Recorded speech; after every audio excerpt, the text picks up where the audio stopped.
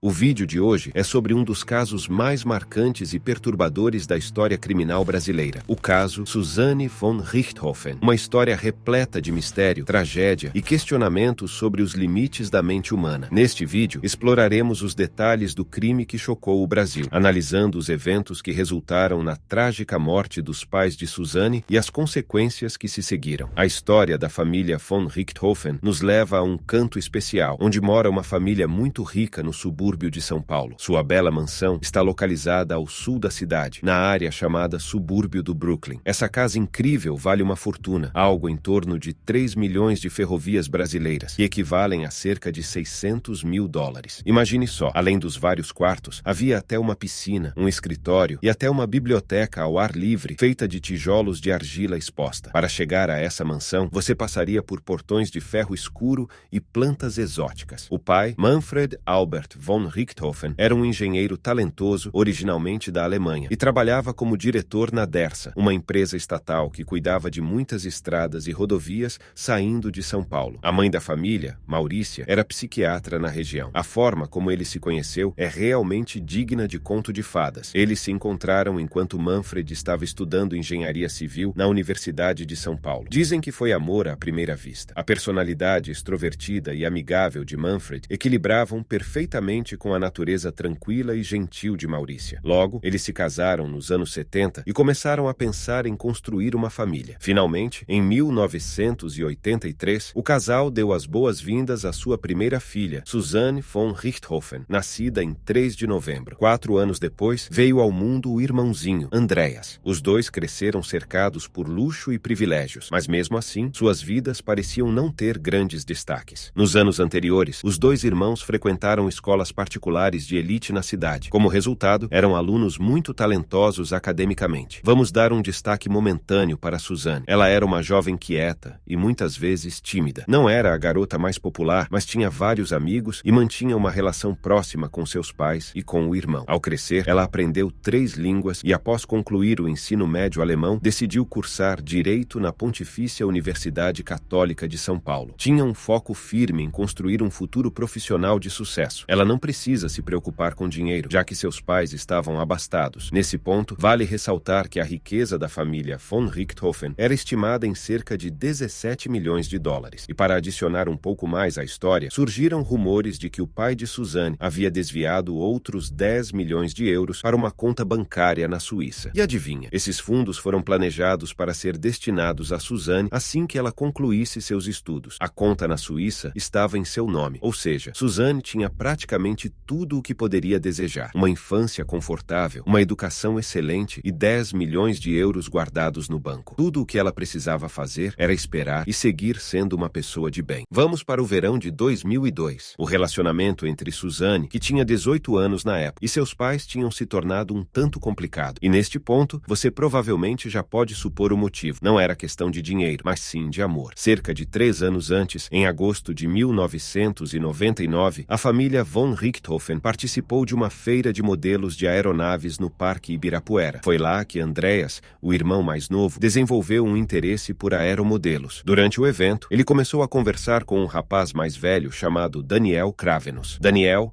que tinha 19 anos na época, possuía um talento especial para construir aeromodelos. Com a crescente paixão de Andreas, ele sugeriu aos pais de Andreas que poderiam pagar a Daniel para que ele ensinasse o garoto. A proposta foi aceita, e algumas semanas depois, enquanto Daniel estava dando aulas para Andreas, algo inesperado aconteceu. Suzanne, a irmã mais velha, chamou a atenção de Daniel. Ela estava acompanhando as aulas de aeromodelismo de Andreas, e de repente, o rosto dela se tornou conhecido por Daniel. Isso foi antes da versão popular de que eles se conheceram em uma aula de kickboxing, como afirmado em muitos artigos, incluindo a Wikipédia. Na verdade, antes mesmo de se matricularem nessas aulas, Suzanne e Daniel já se conheciam há alguns meses. Daniel e Suzanne estabeleceram uma conexão quase instantânea. Como dizem por aí, os opostos se atraem, e esse é um exemplo exemplo perfeito disso. Suzanne, criada em privilégios e com uma educação refinada, cruzou caminhos com Daniel, cuja jornada foi muito diferente. Como muitas famílias em São Paulo, eles sentiram profundamente a divisão entre ricos e pobres. Daniel vinha de um ambiente de baixa renda. Tanto ele quanto seu irmão mais velho, Christian, eram mecânicos em uma oficina local. Eles tiveram que sair da escola mais cedo e não conseguiram concluir seus estudos. Para Suzanne, uma jovem bem cuidada e tímida, a atitude turbulenta e rebelde de Daniel era intrigante. No entanto, ela não tinha certeza de como seus pais reagiriam a um relacionamento com alguém tão diferente. Por isso, no começo, ela decidiu manter tudo em segredo. Com o passar dos meses, no entanto, o relacionamento de Suzanne com Daniel começou a se revelar para os pais dela. Inicialmente, eles não pensaram muito preocupados e até permitiram que ela continuasse namorando com ele. No entanto, à medida que descobriam mais sobre Daniel, as preocupações deles aumentaram. Embora Daniel afirmasse ser estudante de direito e estivesse envolvido com a construção de aeromodelos, a realidade era diferente. Ele nem tinha concluído seus estudos e, ainda por cima, mergulhou em um consumo quase diário de maconha. Embora não fosse um problema em si, já que o uso ocasional não é incomum, uma dependência excessiva o tornava muitas vezes apático e paranoico. Ele não tinha planos de voltar à escola ou procurar emprego. Em vez disso, sua intenção era passar o tempo todo com Suzanne. E assim, o que começou como uma conexão intrigante, logo se tornou uma preocupação mais séria para os pais dela. É claro que todos os pais desejam o melhor para seus filhos, e Manfred e Maurício, que eram indivíduos ricos e dedicados ao trabalho, não eram diferentes. Para eles, tornou-se cada vez mais difícil aceitar o relacionamento de sua filha com o Daniel. No entanto, o comportamento de Andreas, o irmão mais novo, era algo incomum. Ele admirava e adorava sua irmã, e via Daniel como um bom amigo. Ele muitas vezes encobria suas escapadas, permitindo que eles tivessem momentos de intimidade em motéis e até mesmo na casa de Daniel. Andreas era engenhoso e criava planos modificados para ajudar Suzanne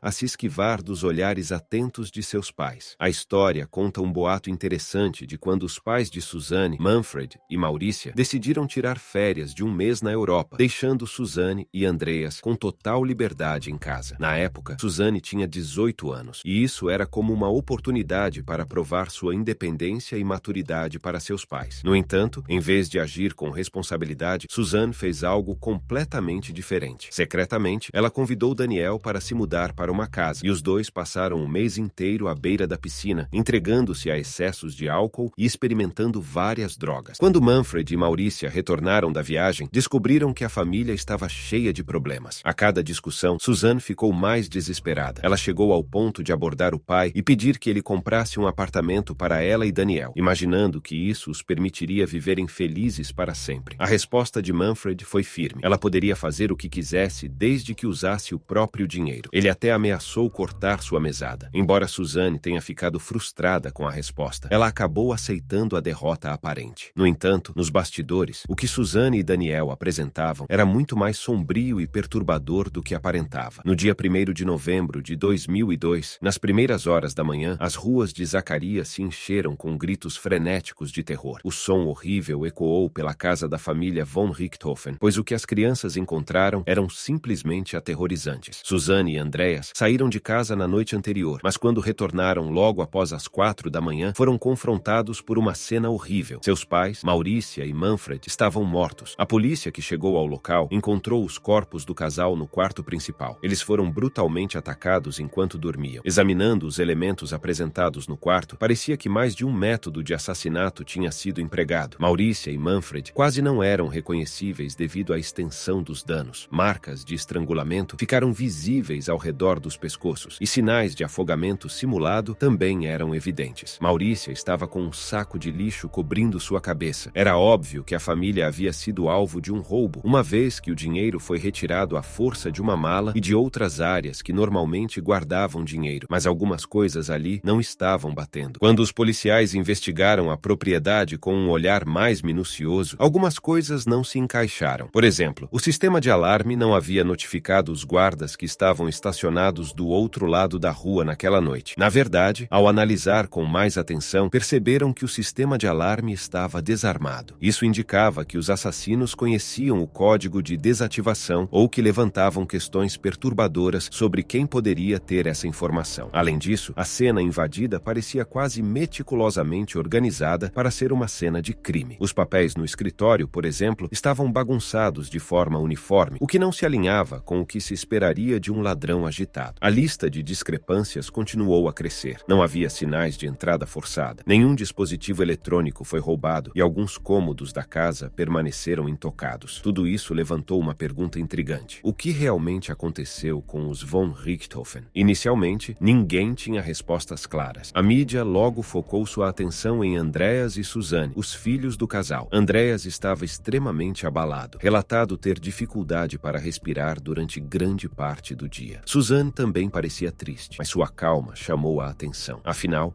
ela tinha acabado de perder os pais. A polícia logo descobriu que os dois filhos não estavam em casa durante a noite do assassinato. Suzanne saiu com Andreas por volta das 21 horas para ir a uma festa de lã. Seus pais acreditavam que Andreas estava em casa, dormindo em sua cama. Suzanne fez sua ligação noturna habitual noturna e depois alugou um motel com Daniel. O plano era passar a noite fumando e se divertindo. No entanto, quando retornaram por volta das 4 da manhã, antes que seus pais normalmente se levantassem para trabalhar, encontraram Maurícia e Manfred assassinados em sua cama. Aqui é onde as coisas começam a ficar nebulosas. As declarações de Suzanne à polícia contradiziam como as de seu irmão. Ela afirmou que seus pais apoiavam o relacionamento dela com Daniel, o que, como sabemos, era totalmente falso. Essas inconsistências geraram dúvidas consideráveis. Rachaduras começaram a aparecer na narrativa e os rumores surgiram a se espalhar. Logo, Manfred e Maurício foram finalmente enterrados. Durante o funeral, muitos observaram que Suzanne parecia chorar consideravelmente menos do que seu irmão. Seu comportamento, um tanto sem emoção, suscitou opiniões diversas. No entanto, esse não foi o único elemento que mexeu com a estranheza. Surgiram rumores de que Suzanne teria organizado uma festa na piscina em sua casa apenas 3 dias depois do assassinato de seus pais. Isso adicionou mais lenha à fogueira. Além disso, as mudanças rápidas e aparentemente inexplicáveis de suas emoções quando estava diante das câmeras chamaram a atenção das autoridades. Tudo isso levou a polícia a ficar bastante suspeita. No entanto, o que realmente colocou as autoridades no limite foi uma denúncia anônima. Um amigo de Suzanne informou sobre uma compra bastante suspeita. Poucos dias após os assassinatos, um homem entrou em uma loja de motos local para adquirir uma Suzuki GSX. Até aí, tudo bem. Isso não é necessariamente suspeito por si só. No entanto, o que chamou a atenção foi o fato de que a compra foi paga integralmente em dinheiro, usando apenas notas de R$100. E para tornar a situação ainda mais intrigante, o comprador era nada menos que Christian Cravenus, o irmão mais velho de Daniel. Para aqueles que conheciam tanto Daniel quanto Christian, essa compra era profundamente duvidosa. Ambos eram conhecidos por suas dificuldades financeiras e lutas contra o vício em drogas. Diante dessa informação, os policiais trouxeram Christian para a delegacia de polícia local e o pressionaram a respeito da compra. Surpreendentemente, apesar da aparência de durão, Christian se mostrou muito suscetível à pressão. Ele acabou confessando ter assassinado Manfred e Maurício. E o pior, ele afirmou que Daniel e Suzanne o ajudaram no crime. Essa revelação deixou a todos chocados. Suzanne e Daniel tramaram meticulosamente o assassinato dos pais dela. O plano deles era eliminar os obstáculos que os separavam para que finalmente pudessem ficar juntos. Além disso, a soma estimada de 17 milhões de dólares que herdariam após a morte dos pais seria uma grande motivação para esse crime terrível. Assim que os dois foram presos, suas histórias começaram a emergir. Suzanne foi a primeira a confessar, seguida por Daniel. No entanto, as suas confissões diferiram em alguns aspectos. Enquanto Suzanne afirmava que o dinheiro não era o motivo principal, Daniel admitiu que, de fato, era. Apesar do amor que compartilhavam, algo se cortava entre eles quase imediatamente após serem detidos. Embora estivesse sob custódia, Suzanne foi libertada da prisão até o início do julgamento, que ocorreu quase 4 anos após o crime terrível. Por outro lado, Daniel foi autorizado a aguardar seu julgamento em liberdade. Suzanne apareceu em uma entrevista à mídia local. Durante a gravação, ela chorou e culpou Daniel por todos os acontecimentos. Ela alegou que ele havia destruído sua família. A entrevista apresentou uma imagem de uma jovem perturbada e despedaçada, alguém que parecia inocente e sofria a falta de seus pais. Embora a intenção dessa entrevista provavelmente fosse melhorar sua imagem, ela teve efeitos contrários de desconhecidos para ela na época. Uma câmera de terceiros captou acidentalmente seu advogado, guiando-a para chorar e agir como uma jovem indefesa durante uma entrevista. Isso levou a uma série de desdobramentos, demonstrando que ela estava sendo manipuladora e dissimulada. Essa revelação contraditória afetou sua imagem pública de maneira negativa. Mas o que realmente aconteceu? Em 17 de julho de 2006, Suzanne, Daniel e Christian foram levados a julgamento por homicídio triplamente qualificado. Durante o julgamento, o júri recebeu os detalhes minuciosos do que aconteceu exatamente no Halloween de 2002. Nas últimas horas de 31 de outubro, Mauricia e Manfred estavam profundamente adormecidos. Era uma quinta-feira e ambos trabalharam na maior parte do dia. Às 21 horas, Andreas saiu de casa furtivamente com Suzanne. Seus desejos eram inocentes, já que ele iria para uma LAN party. Mas Suzanne, por outro lado, tinha planos muito mais sinistros. Ela retornou para casa em seu carro, acompanhada de Daniel e Christian. Embora o guarda de segurança da família tenha visto, ele não se alarmou ao vê-la. Ao chegar em casa, Suzanne recebeu seus pais dormindo e, após receber o aval, desativou o alarme residencial, levando Christian e Daniel para a sala de estar. Os homens então colocaram luvas cirúrgicas e capuzes. Suzanne sentou-se no luxuoso sofá dos pais, enquanto Daniel e Christian subiram com pé de cabra em mãos. Encontrando Manfred e Mauricia dormindo, eles começaram a espancá-los repetidamente, mas apesar da enorme dor, os dois não morreram. Em um pânico violento para concluir o trabalho, os irmãos recorreram a toalhas encontradas no banheiro. Tragicamente, isso mataria Manfred, mas Mauricia ainda estava viva. Daniel encontrou um saco plástico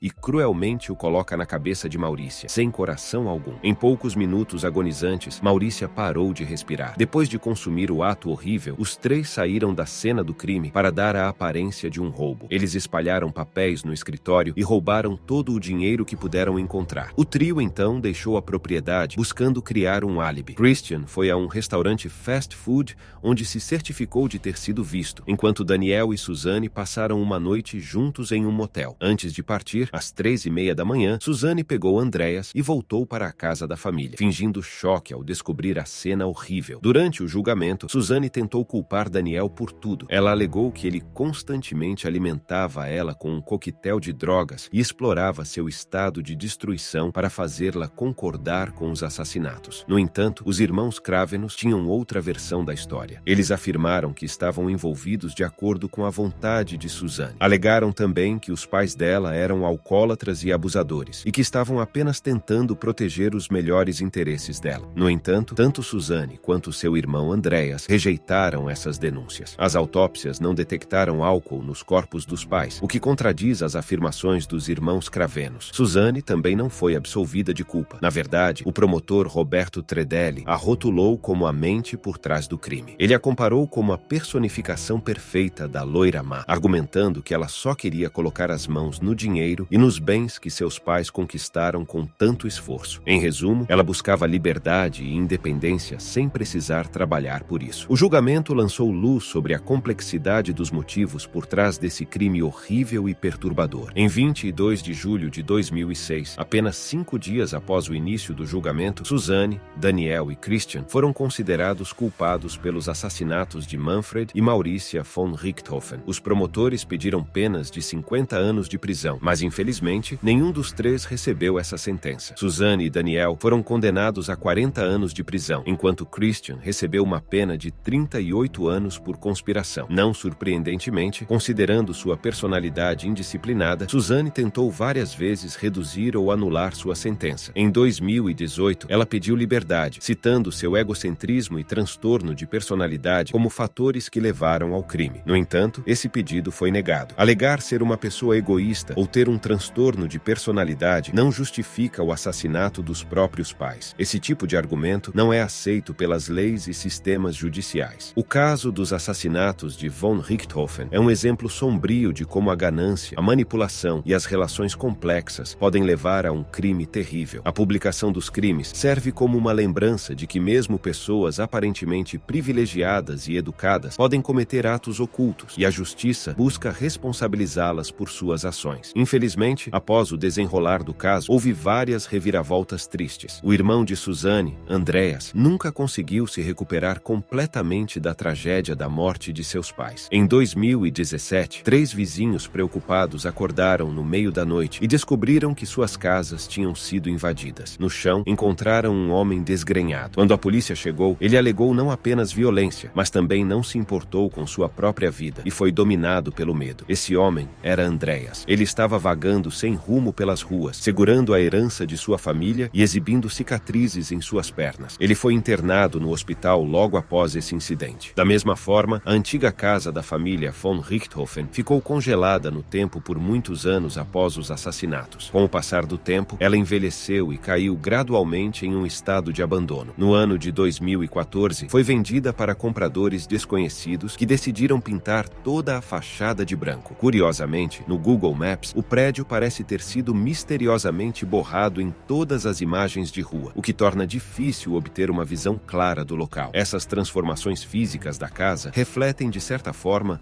o turbilhão de eventos trágicos que ocorreram nela. Andreas parece ser a principal vítima dessa história. Ele tinha um futuro promissor à sua frente, com excelente educação e perspectivas profissionais. Tinha pais amorosos e carinhosos, mas em um piscar de olhos, perdeu tudo. Sua irmã e seu amigo foram para a prisão, e seus pais foram brutalmente assassinados. Diante de uma avalanche de tragédias, não é surpresa que ele tenha mergulhado nos cantos mais sombrios de sua mente, tentando lidar com uma carga emocional insuportável. Embora Andreas tenha sido internado no hospital após sua experiência trágica, não está claro que ele fez o mesmo desde então. Essa incerteza adiciona outro elemento de tristeza a uma história já tão devastadora. Uma das partes mais chocantes e perturbadoras dessa história é que, apesar de Suzanne ter sido condenada por assassinar seus próprios pais, ela ainda provavelmente herdará a fortuna deles após cumprir sua pena na prisão. Com uma sentença de 40 anos, é possível que ela esteja em liberdade e seja milionária até o ano de 2042. Isso levanta questões sobre a justiça do sistema legal em casos como esse, onde a proteção não parece estar em proporção ao crime. Atualmente, as sentenças de Suzanne e Daniel estão sendo executadas em regime semi-aberto. Isso significa que eles podem sair da prisão em feriados especiais e até mesmo tirar férias. Essa possibilidade é chocante para muitas pessoas, pois parece que estão recebendo certas liberdades que não podem ser merecidas. O fato de Suzanne ter sido vista em festas enquanto estava em liberdade condicional deixa um gosto amargo, já que parece haver uma desconexão entre o castigo e a gravidade do crime. A história dos assassinatos de von Richthofen é um lembrete triste de como o sistema judicial pode ser complicado e imperfeito, muitas vezes deixando as vítimas e suas famílias com um sentimento de injustiça. O caso também destaca as complexidades das emoções humanas e como uma série de eventos pode afetar vidas de maneiras imprevisíveis e trágicas.